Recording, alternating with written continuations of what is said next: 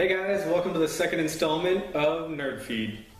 A few people asked about certain video games such as WoW or World of Warcraft and Destiny. So I'd like to touch on a few things that involve those video games today. World of Warcraft is a role-playing game, typically referred to as a massive multiplayer online role-playing game. Basically, you run around as a character in third-person view, and you just wail on people. For World of Warcraft, you get to pick between one of two factions, as they're called, the Horde and the Alliance. Essentially, to do that, you have races, and there are races specific to each faction. Now, between the two factions, you essentially fight each other, almost constant. But if you want to follow the storyline, they follow the same path, and that's the biggest part of this game. Each faction has 6 races. Now, with the last expansion that came out, they introduced a race of pandas. The pandas can be Horde or Alliance, and this is the only race in the game that can be either or. If you would like to play on the Alliance, you have the choice between being a human, a dwarf, a gnome, what they call a Draenei, which is kind of like an alien, a night elf, which is like a purple skin elf, you know, pointy ears and shit. They also have a worgen, which is a werewolf. For the Horde, you have a choice between orcs, undead, tauren, which are giant cows, trolls, blood elves, and goblins. Now, once you choose a race, you have an option between a few classes, essentially determining what you do in the game. Not every race can be every class. That would get too complicated. Now, a paladin is a special class because it has the ability to tank, it has the ability to heal, and it has the ability to what they call DPS. There are 2 other classes that have the capability to do all 3. Those are druids and monks. For a few of the other classes, you're limited to only 2 options. And then there are the classes that are strictly for damage. For tanking, you have the option between warriors and death knights. For healing, you have the option of priest and shaman. Now, for the rest of them that are strictly DPS, you have 4 choices. You can be a hunter, you have a rogue, you have mages, and then you have a warlock. Like I mentioned earlier, some of these classes and races were introduced in later expansions. This game has actually put out 5 expansions. Along with introducing new classes and new races, the expansions also increased the level cap. It started out with a level 60 being the max level you could reach, and is now level 100. That covers the basics of WoW.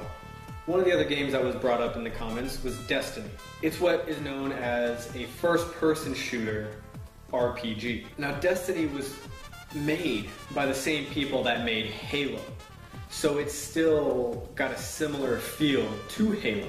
Essentially, the game is about you waking up in the future and you're protecting the Earth and in turn ultimately saving the universe. Destiny incorporates the ability to choose races and classes just like WoW. So for Destiny, you have 3 races and 3 classes to choose from.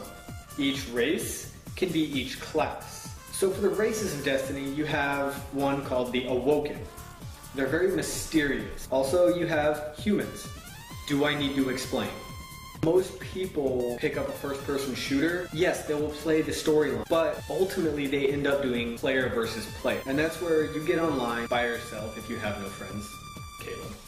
Or a bunch of friends, still not me. But you run around and you're just killing other actual people playing this game. Now, one aspect they threw into this was the fact that you have to actually unlock the PvP. Once you unlock the PvP, it's unlocked for your account completely. So you can create a new character and turn around and walk straight into PvP. Unfortunately, Destiny is lacking in a storyline. They spent so much time and effort into making this game as graphically beautiful as possible, as perfect as they could get their physics, but they forgot to incorporate any decent in-depth storyline. Personally, I enjoy playing storylines in games, playing by myself and figuring out what this game is actually about. Destiny failed miserably. The last game I wanted to touch on was not actually mentioned in the comments. It's Borderlands. The biggest difference with this game is the graphics. And they also had a perfect storyline to it too. Come on, Bungie. Borderlands is your basic pirate treasure hunter type game.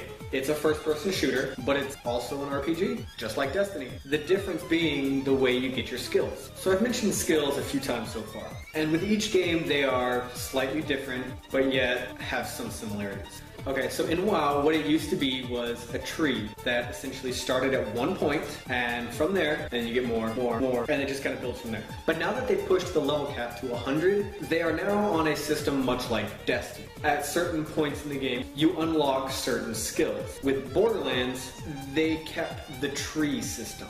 I got completely off topic. Borderlands. So as far as that franchise is concerned, I'm only speaking of Borderlands number 1.